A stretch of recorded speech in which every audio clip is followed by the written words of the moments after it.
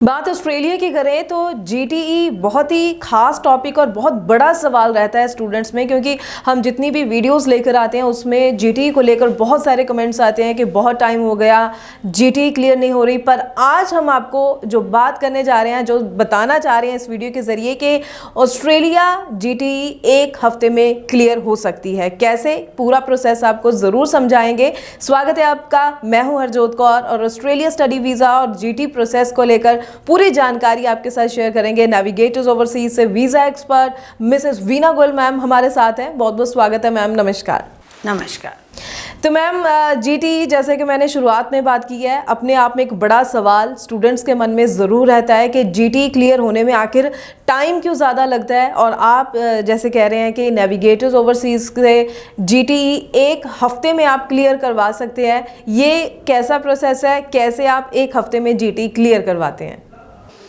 देखो, जो non medical के स्टूडेंट्स हैं, क्योंकि कुछ कोर्सेज़ हैं जिनकी ज़्यादा रिक्वायरमेंट है बच्चों के उस हिसाब के प्रोफाइल के। अगर आप ऑल ओवर वर्ल्ड देखें, साइबर सिक्योरिटी वालों के, आर्टिफिशियल इंटेलिजेंस वालों की काफ़ी रिक्वायरमेंट है। और कुछ यूनिवर्सिटीज़ जो हैं उनकी जीटीई थोड़ा सा कंपैरेटिवली उतनी हार्ड नहीं है। हार्ड मीन्स कि वो सारा चेक कर रहे हैं बच्चे को, हर डॉक्यूमेंट उसका सब ठीक होना चाहिए। लेकिन लीनियंसी कहाँ है कि आप कुछ यूनिवर्सिटियाँ कहती है कि जो आप फीस पे कर रहे हो उसके भी हमें प्रूफ दो 3 मंथ्स ओल्ड है। तो वो बच्चा कहता है कि मेरे पास 16 लाख रुपया लिविंग एक्सपेंसिव, 15 लाख रुपये, 450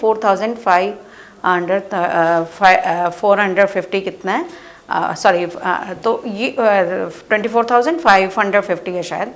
तो ये जो है हमारे पास ओल्ड है एंड $2,000 एयर फेयर। तो इनको मिलाएं तो अगर आज की कैलकुलेशन करूँ 15-16 लाख के आसपास आता है। वो उनके पास पुराना है, लेकिन फ़ीस वो फ्रेश डाल सकते हैं। लेकिन यूनिवर्सिटियाँ एक्सेप्ट नहीं करती हैं। काफ़ी सारी यूनिवर्सिटियाँ कहती हैं वो आप पुराना दिखाओ।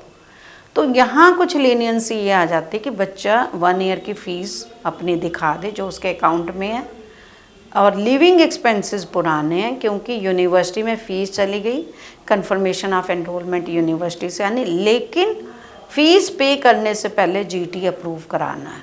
तो आपके लिविंग एक्सपेंसेस या एजुकेशन लोन जो भी है वो 15-16 लाख पुराना हो, फ़ीस आप नहीं डाल सकते हैं। लेकिन इनकम से कोई कंप्रोमाइज़ नहीं है।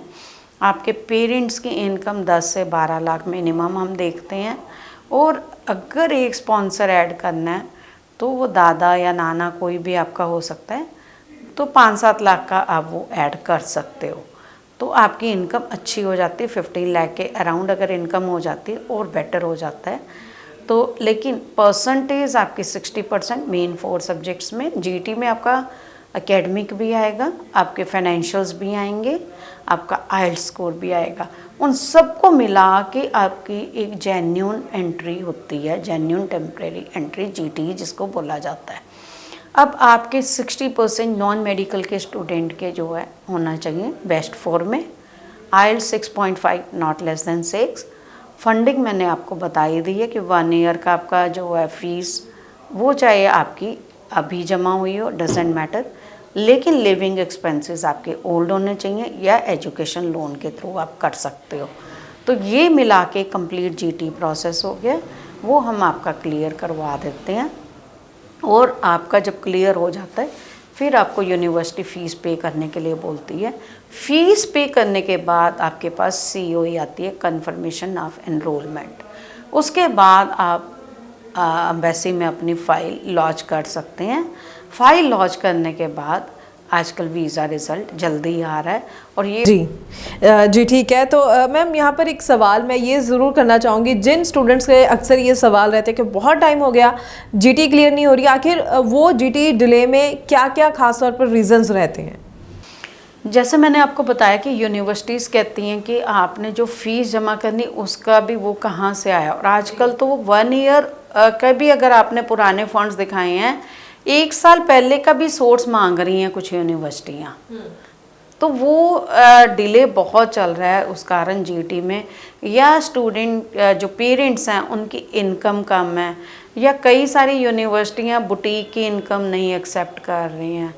या एग्रीकल्चर इनकम नहीं एक्सेप्ट कर रहे हैं, तो हर यूनिवर्सिटी का अपना है।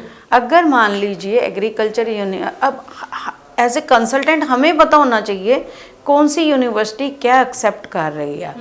एग्रीकल्चर इनकम के लिए आपकी ITR एक्सेप्ट नहीं हो रही, तो आप तहसीलदार से इनकम सर्टिफिकेट भी लेके रखो, क्योंकि ITR में तो आप जितनी मर्जी इनकम डिक्लेयर कर दो, लेकिन उसका प्रूफ है कि नहीं है वो बहुत ज़रूरी हो जाता है। पहले तो वो कहते थे आपके पास ITR होनी चाहिए, लेकिन अब ITR आई तो उनको लगा ITR तो हर कोई 8 लाख 10 लाख भी है, क्योंकि एग्रीकल्चर इनकम में तो टैक्स नहीं है। अब वो कहते हैं तहसीलदार से इनकम प्रूफ लेके दो कि वाकई में आपकी इतनी इनकम है, फिर उसकी ITR आप बनवाओ। तो ये कुछ पेपर्स जो होते हैं वो बहुत ज़रूरी होते हैं।